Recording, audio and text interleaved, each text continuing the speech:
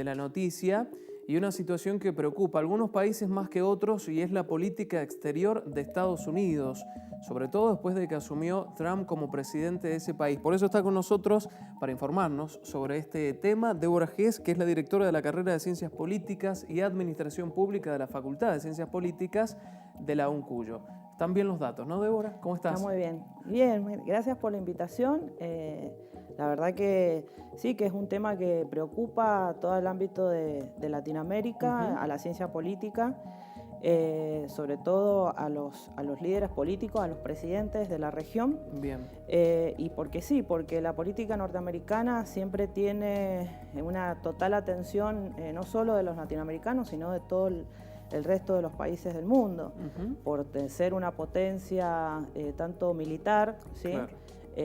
Como económica, y bueno, eso influye, ¿no es cierto?, también hasta en los indicadores de los distintos países. Claro. Bueno, hace muy poco leíamos esta información, y es que estaría pensando Trump, o por lo menos lo habría charlado con su gabinete, la posibilidad de invadir Venezuela. Así es, lo que él comentó, hizo un comentario a su ámbito, a su círculo político, de que si existía la posibilidad, ¿no es cierto?, de realizar algún tipo de intervención en la República Bolivariana de Venezuela.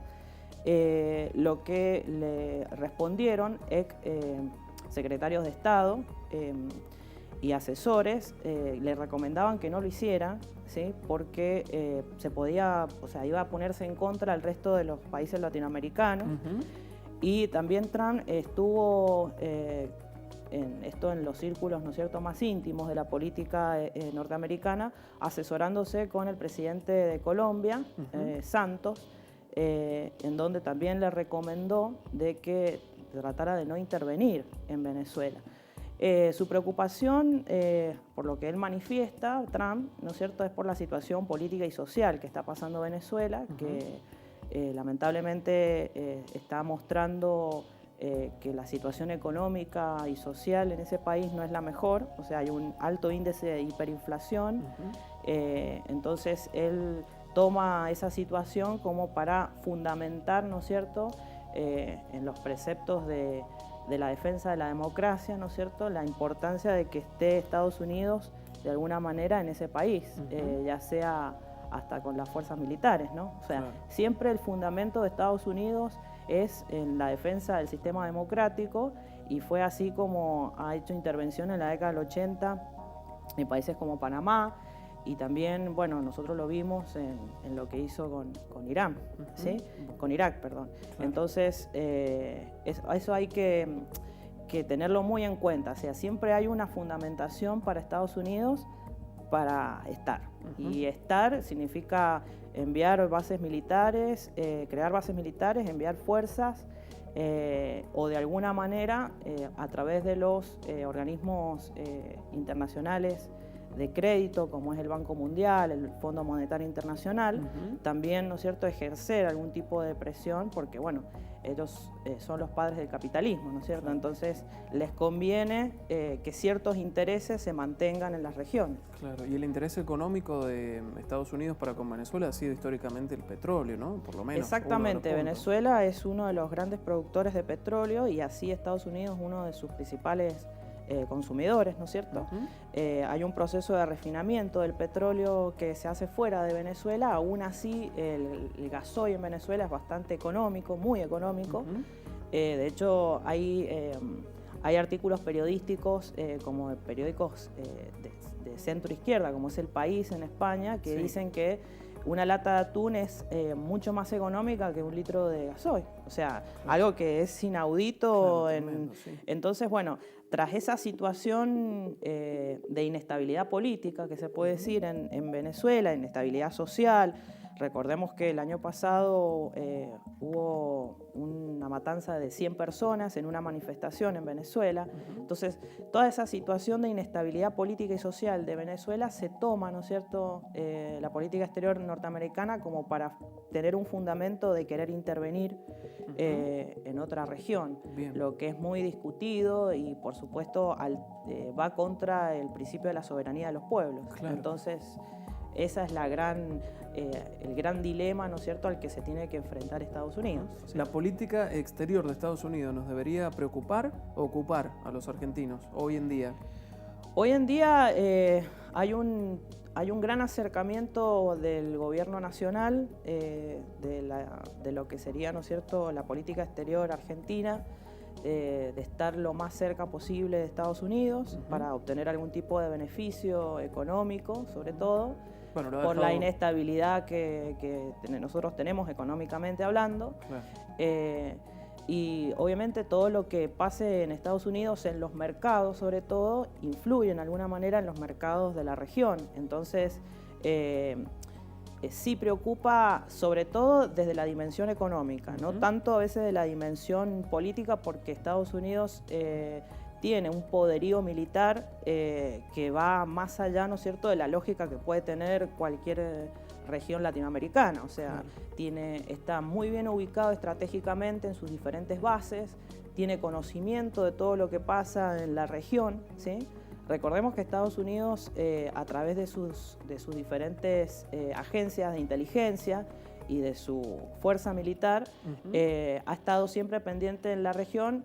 En la década del 70, del 50, cuando hay una expansión del comunismo, ¿no es cierto?, en determinadas regiones latinoamericanas, y fue su deseo de evitar esa expansión, la decisión, ¿no es cierto?, de involucrarse más en la política latinoamericana, en los estados latinoamericanos. Entonces, hoy en día Estados Unidos quizá el foco de atención lo tiene más en otras regiones del mundo, claro, pero sí a Venezuela le tiene un principal interés, obviamente, por el petróleo. No, te iba a decir que Macri lo deja claro esto, ¿no? En cada comentario que hace, esta cercanía que busca con Estados Unidos. Sí, hay una cercanía muy similar a la década de los 90, o sea, en la década de los 90 fue mucho más manifiesta, con todas las supuestas relaciones, ¿no es cierto?, carnales que existían entre el gobierno de Menem y en ese momento el gobierno de Bush, que se profundizaron, por ejemplo, con la participación de Argentina en la guerra de Irak. Débora, no nos queda mucho tiempo, pero yo quiero aprovechar tus conocimientos y preguntarte, estamos hablando del capitalismo y el mayor exponente que tiene el capitalismo en el mundo, que es Estados Unidos. Del otro lado se para la izquierda, ¿no? Cuando hablamos de conceptos ideológicos y económicos. Y en México, hace poquito ganó un presidente de izquierda una elección histórica.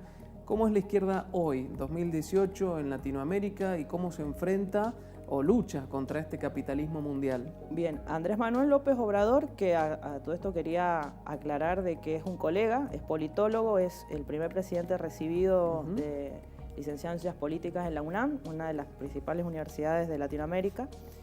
Estuve en México viviendo hasta el 2006, entonces conozco su deseo de ser presidente desde hace casi 12 años.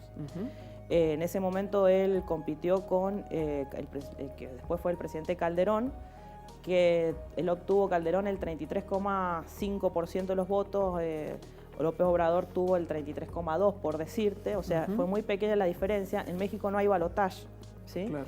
Entonces, por muy pocos votos poder ser presidente, la diferencia con el segundo. Andrés Manuel López Obrador representa para la región latinoamericana una esperanza para la centroizquierda. Es lo que en México ha estado esperando después de 70 años de PRI, después de gobiernos interrumpidos del PAN, o sea, en diferentes mandatos. Y el PRD, que es la fuerza política a la cual él de alguna manera lideró, se entiende que es se entiende como una fuerza política progresista. Hoy en día los países latinoamericanos tienen presidencias más de centro-derecha, ¿sí? De una tendencia más de centro-derecha, claro. Y esto puede indicar, ¿por qué no?, el resurgimiento de una nueva izquierda, ¿sí? De pensar una nueva izquierda, de pensar en un progresismo que pueda responder a las necesidades de la población, porque lamentablemente lo que pasó en Argentina fue hacer muchas políticas sociales que beneficiaron a la población, pero también hubo una falta de control en cuanto a cómo se manejaron esas políticas, entonces, y la forma de hacer la política. Entonces esa fue quizás la gran crítica que se expresó en las urnas, que hizo la población hace 2 años y medio, acá en la Argentina por lo menos. Bien. Y podemos decir que podemos pensar en una nueva izquierda o nueva fuerza política con tintes progresistas, que de verdad elaboren, ¿no es cierto?, un proyecto de país para mejorar las situaciones de la población, ¿sí? Sobre todo pensemos eso en Argentina, que es donde la situación económica es bastante delicada, ¿sí? Claro. Lo estamos viendo continuamente con los aumentos, con las manifestaciones. Entonces, quizá otros países más ordenados en términos económicos, como Chile, como Uruguay, no lo sufren tanto, ¿sí? Ya ellos tienen otro tipo de nivel de institucionalidad, ¿no es cierto?, de partidos políticos más organizados, de una estructura política más organizada. Bien. No así a veces en la Argentina, que ha habido pluripartidismos, fusiones de fuerzas políticas, alianzas muy prematuras y bueno, ya sabemos todo cómo ha salido.